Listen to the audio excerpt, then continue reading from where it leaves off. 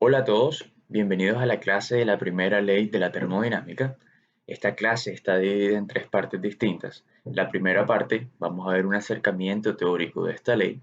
La segunda parte es acerca de los distintos procesos termodinámicos con los que nosotros nos podemos encontrar.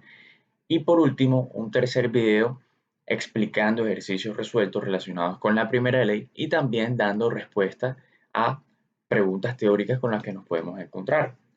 Entonces, ahí en la descripción les dejo los links con los videos y podemos proceder a empezar con la clase. Como siempre, vamos a iniciar con un resumen de la clase inmediatamente anterior. Quizás el concepto más importante que habíamos visto nosotros, que habíamos tratado, era el de la ecuación de estado.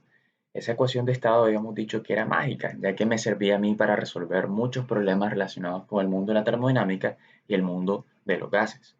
Esa ecuación era igual a PV nRT. Y habíamos destacado un comentario que decía que la presión con la que trabajemos nosotros y la temperatura deben ser siempre absolutas. Nosotros no podemos trabajar con presiones manométricas, sino absolutas, y las temperaturas con las que vamos a trabajar nosotros cuando utilicemos esta ecuación deben ser en la escala absoluta de Kelvin. No puede ser en grados Celsius ni grados Fahrenheit si no estuviéramos incurriendo en un grave error. También muy importante tener presente la constante universal del gas, ya que vamos a estar constantemente trabajando con estos valores y debemos ser cuidadosos de con cuál vamos a trabajar, ya que hay que ser consistente con las unidades. Quizás el segundo concepto más importante que habíamos visto era el de las capacidades caloríficas molares, y ahí habíamos hecho una especie de analogía con el calor específico, que todos sabemos que el calor específico es la cantidad de energía requerida por unidad de masa para elevar en una unidad la temperatura de cierta sustancia. De la misma manera podemos tener esa capacidad calorífica molar con estos gases que estamos estudiando. Y precisamente esta me dependía a mí de la complejidad molecular de ese gas, de cómo iba a ser esa estructura. Teníamos gases muy sencillos como los monoatómicos y gases un poco más complejos como los diatómicos o los poliatómicos. A medida que yo iba cambiando su estructura y la iba haciendo más compleja, también iba a aumentar esa capacidad calorífica molar a volumen constante. ¿Por qué? Resulta que los gases monoatómicos emplean su energía, la energía que tienen disponible para realizar un movimiento nada más, que es el de la traslación. Nos vamos un poco más complejos con los diatómicos y estos realizan dos movimientos, traslación y además rotación. Y por último, los gases poliatómicos ya pueden ejercer tres movimientos, emplean su energía trasladándose, rotando y además vibrando. Por eso es que la capacidad calorífica molar a volumen constante de un gas poliatómico es mayor que para un gas monoatómico, es de 7 medios de R, donde R es la constante universal del gas. También debemos tener en cuenta las capacidades caloríficas molares a presión constante, que es igual a la capacidad calorífica molar a volumen constante más la constante universal del gas. Y listo, ya podemos ahora sí entrar en materia y ver de qué se trata esa primera ley o por lo menos acercarnos. Ese automóvil que pueden ver ahí en pantalla es un Top Fuel Dragster y son los carros que tienen la mayor capacidad de aceleración en el mundo. Además, pueden alcanzar velocidades tope de 539 km por hora y alcanzar los 160 kilómetros en solamente 0.8 segundos. Esa es la tercera parte del tiempo en la que lo hace un Porsche 911, un auto de producción. Además, para poder tener esos valores, esas marcas, él tiene un motor que alcanza una potencia de 10.000 caballos de fuerza aproximadamente. Y ese motor genera también un ruido aproximado de 150 decibeles. Para poner en contexto un poco esos caballos de fuerza, un carro familiar normal, común y corriente, como un Logan, un Renault Logan, un Chevrolet Aveo, un Chevrolet Sail, tiene entre 90 y 120 caballos de fuerza. O sea, relativamente, este motor tiene una potencia enorme. Y además, para poner en relación también el ruido que genera, el umbral de dolor del ser humano es 120 decibelios. O sea que este motor puede llegar a sobrepasar ese umbral de dolor en 30 decibeles. Puede resultar hasta muy peligroso si no se tiene la protección adecuada.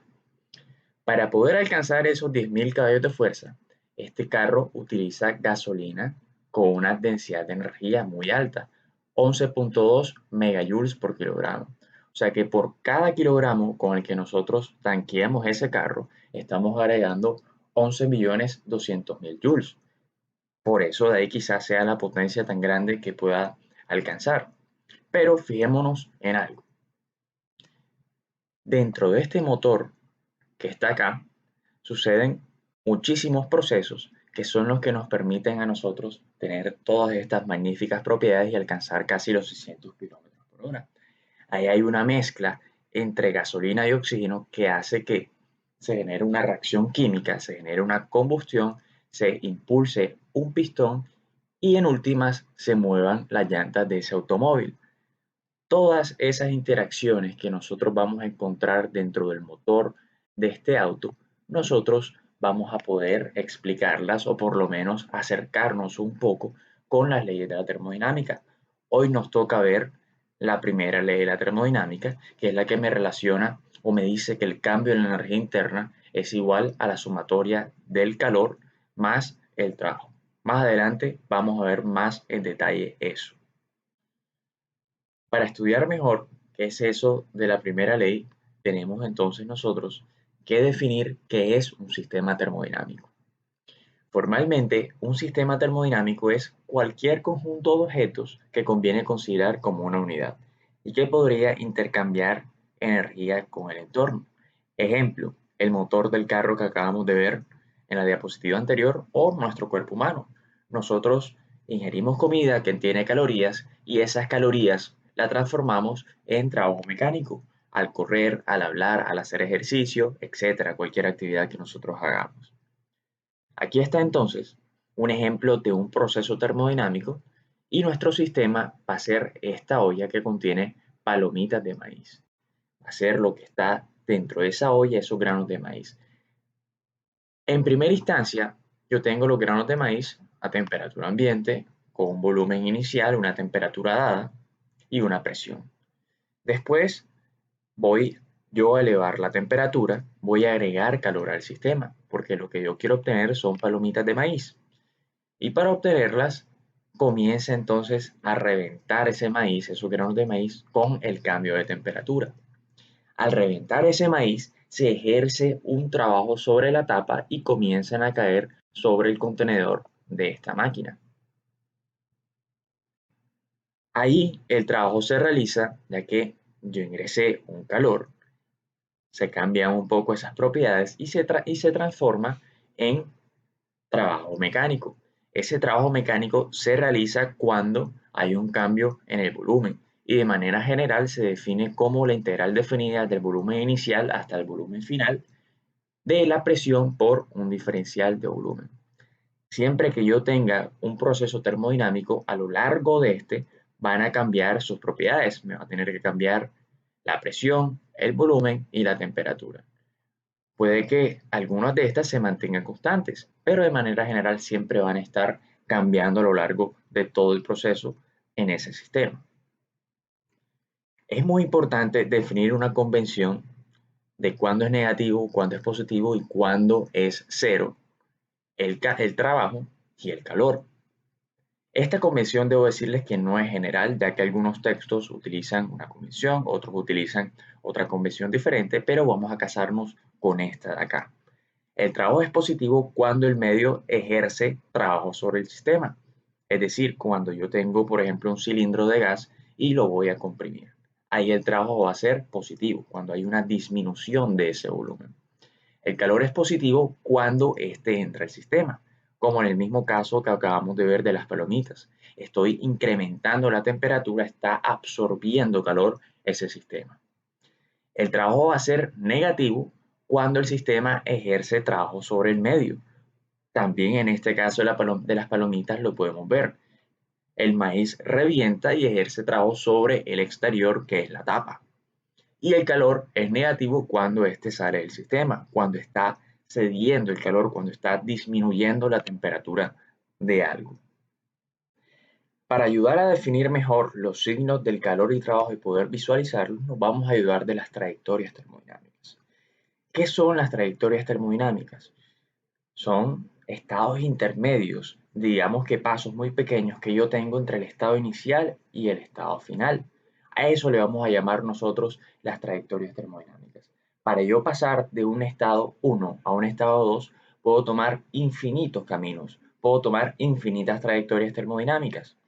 Vamos a ver este ejemplo que está acá, que me pregunta a mí cómo pasamos del estado 1 al estado 2. Para eso vamos a utilizar un diagrama PV y el diagrama PV, que es un diagrama de presión contra volumen, presión siempre en el eje Y y volumen en el eje X. Vamos a ver qué sucede ahí. Tenemos muchas trayectorias, tenemos tres alternativas. Vamos a ver qué sucede con la alternativa A. Para llegar del punto 1 al 2, yo primero hago escala en el punto número 3. De 1 a 3, ¿qué sucede? Hay una expansión de volumen. El volumen yo lo voy a aumentar. Y de 3 a 2 hay una disminución de la presión manteniendo ese volumen constante. Me queda un área bajo la curva. Ese área bajo la curva, como bien todos conocemos y habíamos visto en la diapositiva anterior, es igual al trabajo. El área bajo la curva de un diagrama PV siempre va a ser igual al trabajo. Presión está en pascales, si yo lo multiplico por el volumen, me va a dar unidades de Newton por metro, que es unidades de trabajo, joules. Aquí calcular el trabajo es muy sencillo porque el área bajo la curva me queda igual al área de un rectángulo. Entonces la altura va a ser la presión número 1 y la base va a ser la resta de B2 menos B1. Multiplico esos dos factores y obtengo el trabajo. Vamos a revisar nuestro camino B. Esa trayectoria B va de 1 a 2 directamente sin hacer ningún tipo de escala. Aquí voy a disminuir la presión paulatinamente al mismo tiempo que voy a aumentar el volumen. Nuevamente el área bajo la curva que me va a quedar va a ser el trabajo.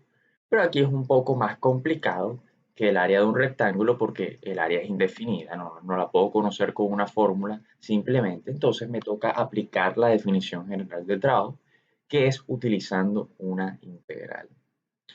Y por último, en nuestro camino C, vamos a hacer lo siguiente. Para llegar de 1 a 2, antes yo hago escala en el punto número 4, disminuyendo la presión, manteniendo ese volumen constante. Y después, sí voy a ir hasta el punto número 2, que es el final, aumentando el volumen, manteniendo la presión constante. Nuevamente me queda un área bajo la curva que va a ser igual al trabajo. Y aquí va a ser ese cálculo muy sencillo, al igual que en la trayectoria A. Va a ser simplemente multiplicar la presión 2, que es la altura, por la base, que sería nuevamente la diferencia del volumen final menos el volumen inicial. Esos son los caminos que nosotros podemos tomar. ¿Qué conclusión importante podemos tomar ahí? Si me doy cuenta, siempre llego de 1 a 2, pero el área bajo la curva me va a variar a mí dependiendo de ese camino que yo voy a tomar. Entonces podemos decir esto que está aquí abajo. El trabajo depende de los estados intermedios, es decir, me depende a mí de una trayectoria. El trabajo me depende de la trayectoria. Esa es, digamos, que la conclusión más grande que podemos sacar aquí de estos tres diagramas. Estos son unos tips para elaborar un diagrama de presión contra volumen de manera correcta y para que lo tengan siempre en cuenta. El primero de ellos es tener siempre los ejes correctos, no invertidos. Diagrama P, presión en el eje Y, volumen en el eje X. Segundo, las trayectorias deben tener sentido y esto es importantísimo. Si son curiosos, vieron que las trayectorias todas tienen una flecha. Esto me indica que el proceso va, en este caso, de 1 a 3, no va de 3 a 1. Y me está indicando que hay una expansión de volumen. Y aquí les doy como un datico. Cada vez que yo tenga una expansión de volumen o que la flecha vaya en sentido horario, entonces mi trabajo va a ser negativo. como ocurre en todos estos casos de acá. Estas tres trayectorias que les mostré.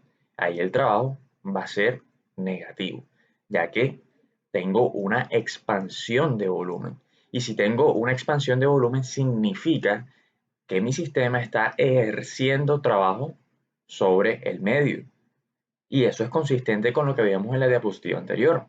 Caso contrario, ese trabajo va a ser positivo cuando el sentido sea contrario, o sea, cuando las flechas vayan en este sentido antihorario. Como cuando yo estoy comprimiendo un volumen, estoy comprimiendo un cilindro que tiene un gas en su interior. Ese, digamos que es un tipcito bastante importante para tener en cuenta. Tercero, marcar los puntos para saber en qué estado termodinámico estamos trabajando nosotros, si es 1, 2 y 3, donde simple estética es también para que tengan clara la nomenclatura de ese diagrama PV. Y por último, indicar las unidades. Recuerden que el cálculo del trabajo lo hago es multiplicando una presión por un volumen. Si tengo unidades inconsistentes, entonces el cálculo de trabajo no va a tener sentido y voy a presentar problemas ahí.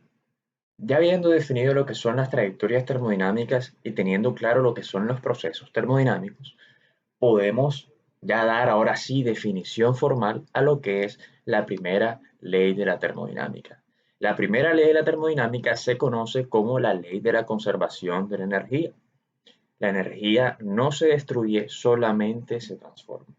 Ya habíamos hecho en clases anteriores nuestros primeros pininos y conocíamos la ley cero, que era la del equilibrio térmico. Ahora vamos a resumir esta o llamarla coloquialmente como la ley de la conservación de la energía. Pero antes yo necesito definir un concepto importantísimo, que es el de la energía interna. Ya lo hemos escuchado también, pero vamos a ver qué es esa energía interna de cierta sustancia. Es la suma de las energías cinéticas de todas sus partículas constituyentes, más la suma de todas las energías potenciales de interacción entre ellas. O sea, es la suma de todas unas energías que están contenidas dentro de algo. Si yo tengo un vaso de agua y yo lo cambio de posición, lo pongo en un estante, antes estaba en una mesa a 1 metro, ahora lo pongo a 2 metros, ahí estoy variando su energía potencial gravitacional. Sin embargo, eso no me interesa en este caso, porque lo que nos interesa a nosotros es lo interno, lo que está dentro, lo que constituye esas moléculas de agua, esa energía cinética y esa energía potencial de las moléculas de agua que están ahí adentro. Y ahora sí, esta es la formulación de la primera ley de la termodinámica expresada en una ecuación matemática. ¿Qué me dice? Me dice que el cambio de la energía interna, o sea, un estado final menos uno inicial de energía interna, va a ser igual a la sumatoria del calor que ingrese o que salga del sistema más el trabajo ejercido o que se ejerce sobre el sistema. Como necesito comparar peras con peras, manzanas con manzanas, todo esto vamos a estar trabajándolo en joules.